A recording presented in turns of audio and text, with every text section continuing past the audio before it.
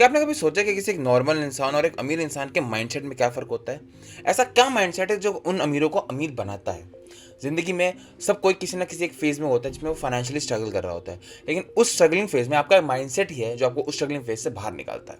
आज हम बात करने वाले हैं एक ऐसे 5 माइंडसेट शिफ्ट के बारे में जो आपको अपनी अर्ली एज में कर लेना चाहिए ताकि आप भी अपनी ज़िंदगी में अमीर बन पाएँ। पहला माइंडसेट शिफ्ट है अबंडेंस मेंटालिटी। अक्सर हम में से बहुत सारे लोग ना बहुत नेगेटिव सोचते हैं, बहुत लिमिटेड सोचते हैं। हम सोचते हैं कि अपॉर्चुनिटीज़ लिमिटेड है, पैसा लिमिटेड है, लेकिन ऐसा नहीं है। जितने भी अमीर लोग होते हैं ना, वो ये सोचते हैं कि पैसा एक अनलिमिटेड रिसोर्स है। पैसे में कोई लिमिट नहीं है, अपॉर्चुनिटीज़ में कोई लिमिट नहीं है। अगर आप अपना माइंडसेट ओपन रखेंगे, अगर अपना माइंडसेट अबंडेंट रखेंगे, तो आप हर एक आती अपॉर्चुनिटीज़ को देख सकते हैं। इवन आप अपने लिए अपॉर्चुनिटीज़ क्रिएट भी कर सकते हैं। आपको अपने ऊपर विश्वास होना चाहिए कि आप हर मुश्किल का सामना कर सकते हो। ये जो माइंडसेट है ना, ये आपको हर एक स्ट्रगलिंग फेज से बाहर निकालेगा। अबंडेंस मेंटालिटी के लिए आपको अपने माइंडसेट को रीसेट करना पड़ेगा। आपको ये समझना पड़ेगा कि पैसा या अपॉर्चुनिटीज लिमिटेड नहीं है, ये अनलिमिटेड है। इट्स लाइक एन ओशन, और आपको उस ओशन में से अपनी बाल्टी भरनी है। It's as simple. अगर आप अपना माइंडसेट अबंडेंट रखेंगे तो आप आती हुई अपॉर्चुनिटीज को देख सकते हैं, आते हुए पैसे को देख सकते हैं। अगर आपका माइंडसेट पॉजिटिव ही है तो आप अपने लिए अपॉर्चुनिटीज बना भी सकते हैं। अब मान लीजिए आप किसी जॉब पे अप्लाई करते हैं और आफ्टर इंटरव्यूज और आफ्टर सेशंस आप रिजेक्ट हो जाते हैं, तो इसका ये मतलब नहीं है कि आप अपने आप को नेगेटिव कर लें।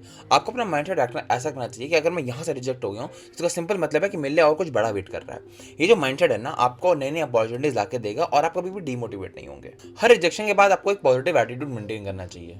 अगर आपका ऐसा माइंडसेट रहेगा तो आप एक लिमिटलेस पॉसिबिलिटीज अपने लिए बना सकते हैं और नई नई अपॉर्चुनिटीज भी क्रिएट कर सकते हैं। दूसरा माइंडसेट शिफ्ट है, आपको अपनी सेल्फ वर्थ पहचाननी होगी। बहुत बार लोग फाइनेंशियली बस इसलिए स्ट्रगल करते हैं क्योंकि वो अपने आप को कम आंकते हैं, वो अपने आप को अंडर एस्टिमेट करते हैं। आपको अपनी सेल्फ वर्थ पहचाननी होगी। आपको जानना पड़ेगा कि आप जो काम कर रहे हो या फिर आपकी जो एक पर्सनल वैल्यू है वो कितनी है, राइट। अगर आप ही अपने आप को अंडर एस्टिमेट करोगे तो सामने वाला आपको कोई तवज्जो नहीं देगा, राइट। ऐसे बहुत सारे फ्रीलांसर्स होते हैं या बहुत सारे ऐसे लोग होते हैं जो काम करते हैं लेकिन अपने आप को बहुत अंडर एस्टिमेट करते हैं कि यार मेरे इस काम की कोई इतनी वैल्यू देगा भी या नहीं देगा। आपको ऐसा नहीं करना है। आपको अपने काम की एक मार्केट वैल्यू लगानी है या फिर आपको अपनी भी, अगर आपका एक पर्सनल ब्रांड है तो उस हिसाब से आपको अपनी मार्केट वैल्यू सेट करनी होगी।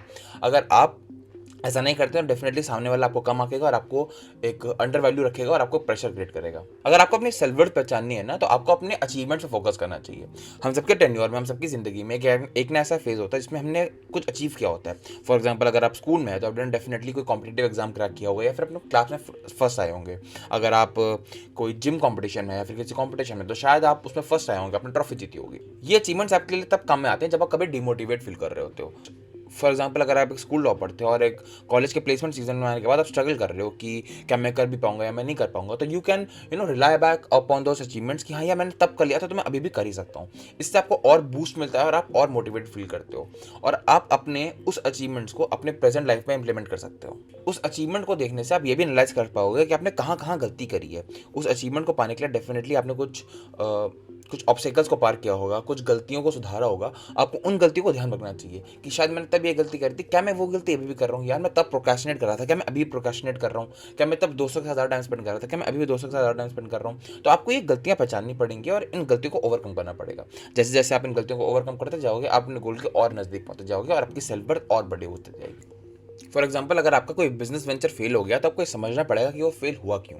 क्या आपने मार्केटिंग में कोई गलती करी, क्या आपने एग्जीक्यूशन में कोई गलती करी, या फिर आपने हायरिंग में कोई गलती करी? अगर आप इन गलतियों को अकाउंट में रखेंगे, अगर आप इन गलतियों से सीखते रहेंगे तो डेफिनेटली आप वो गलती दोबारा रिपीट नहीं करेंगे। तीसरा माइंडसेट शिफ्ट है फाइनेंशियल नॉलेज को प्रायोरिटी देना। अक्सर लोग अपने फाइनेंशियल चैलेंजेस को इसलिए फेस नहीं कर पाते क्योंकि उनके पास एडिक्वेट नॉलेज ही नहीं होती है।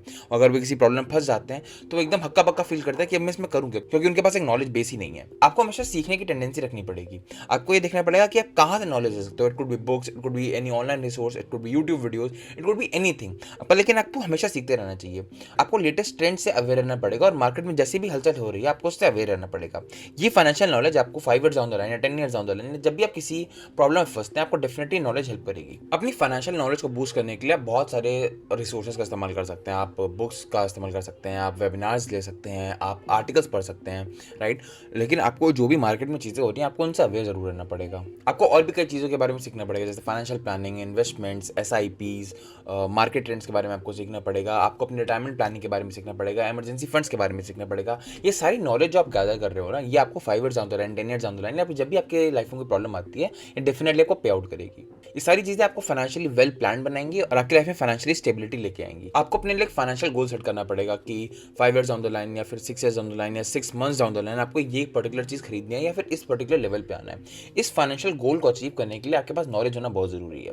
ठीक है, अगर आप एक न्यू इन्वेस्टर हैं तो आप स्टॉक मार्केट इस्तेमाल कर सकते हैं, या फिर आप मंथली SIP कर सकते हैं। अगर आप एक वर्किंग प्रोफेशनल है तो आपके लिए मंथली SIP करना ज़्यादा बेटर ऑप्शन माना जाता है, बिकॉज आपकी नॉर्मल लाइफ में आपके पास इतना टाइम नहीं होता है कि आप मार्केट ट्रेंड्स को एनालाइज कर पाएँ या फिर एक डिसीजन ले पाएँ। तो SIP आप किसी भी अच्छी SIP में इन्वेस्ट कर सकते हैं, किसी लार्ज कैप फंड में इन्वेस्ट कर सकते हैं, किसी स्मॉल कैप फंड पे इन्वेस्ट कर सकते हैं, डिपेंडिंग आपके रिस्क अपटाइट कितनी है।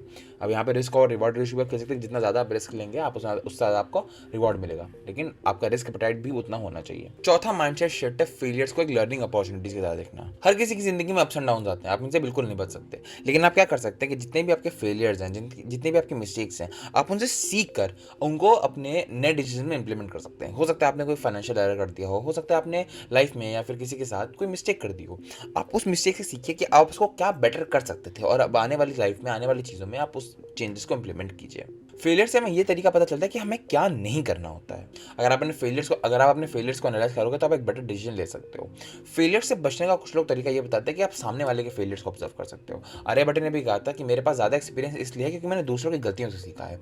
अगर आप देख रहे हो कि सामने वाला इस रास्ते में चल रहा है, इस पाथ में चल रहा है और ऐसे किसी गड्ढे में गिर रहा है, तो आप उसको देख के ऑब्जर्व कर सकते हो क्या मेरे को इन चीज़ों का ध्यान रखना है। तो आप सिर्फ अपने ही नहीं दूसरों के फेलियर से भी इक्वली सीख सकते हो। जब आप किसी प्रोसेस में या डिसीजन में फेल हो जाते हैं तो आपको अपने आप से एक ऑनेस्ट कन्वर्सेशन करनी चाहिए कि अगर मैं इसको दोबारा करता तो मैं इसको किस तरह से बेटर कर सकता था। ये जो बेटरमेंट वाला तरीका है, इससे आपको अपनी मिस्टेक्स का पता चलेगा कि मैंने यहाँ मिस्टेक्स करी है, इसकी वजह से मैं इसको बेटर नहीं कर पाया, या फिर इसको मैं वैसे नहीं कर पाया जैसे मैं करना चाहता था। हर एक गलती एक नया एक्सपीरियंस लेके आती है, बस आपको उन एक्सपीरियंस को महसूस करना होता है। और जैसे जैसे अपनी मिस्टेक्स सीखते जाएंगे आपको एक नया पर्सपेक्टिव मिलता चला जाएगा, जिससे आप अपने फ्यूचर में और भी बेटर डिसीजन ले सकते हैं। फॉर एग्जाम्पल अगर आपने एक बिजनेस वेंचर स्टार्ट किया है और वो फेल हो गया, तो आपको ये एनालाइज करना चाहिए कि क्या क्या पॉसिबल रीजंस थे कि ये फेल हो गया। क्या आपने मार्केटिंग में गलती करी, आपने एग्जीक्यूशन में गलती करी, या फिर अपने हायरिंग में गलती करी। आपको इन गलतियों को एनालाइज करना चाहिए, और आप आगे आप कोई भी बिजनेस वेंचर स्टार्ट करेंगे तो आपको उसका ध्यान रखना पड़ेगा कि आप इन गलतियों को रिपीट ना करें। अब इन गलतियों को एनालाइज करने से आपको क्या हुआ, आपको एक नया पर्सपेक्टिव मिला, और हो सकता है कि आप जो नया वेंचर स्टार्ट करेंगे उसमें आप सक्सेसफुल हो जाएं। पांचवा और सबसे इंपॉर्टेंट माइंडसेट शिफ्ट है ग्रेटिट्यूड का लाना। हमें ज्यादातर लोग जो है ना वो फ्यूचर में जीना पसंद करते हैं कि फ्यूचर में हम ऐसे करेंगे, हमारी ये गोल्स है, हमारी ये सब है। ये बिल्कुल सही है, एक प्लान होना बिल्कुल जरूरी है, लेकिन आपको अपने प्रेजेंट को भी एनालाइज करना चाहिए। आपको देखना चाहिए कि प्रेजेंट में आपके पास क्या क्या है। आपके प्रेजेंट के पास जो जो भी प्रिविलेजेस हैं, जो जो भी चीज़ें आपके पास, आपको उनके लिए ग्रेटफुल होना चाहिए। There are lot of people around this world जिनके पास एक बेसिक नेसेसिटीज़ भी नहीं है। अगर आपके पास रहने के लिए एक छत है, आपके पास काम करने के लिए लैपटॉप है, अगर आपके पास खाने के लिए खाना है, अगर आपके पास पहनने के लिए कपड़े हैं, तो आपको इन सारी चीज़ों के लिए ग्रेटफुल होना चाहिए। बिकॉज जो लाइफ आप नॉर्मली जी रहे हो, जो आपके प्रिविलेजेस हैं, हो सकता है वो किसी का ड्रीम हो। ग्रेटिट्यूड को इनकॉर्पोरेट करना अपनी डेली लाइफ में will give you a positive outlook for the life.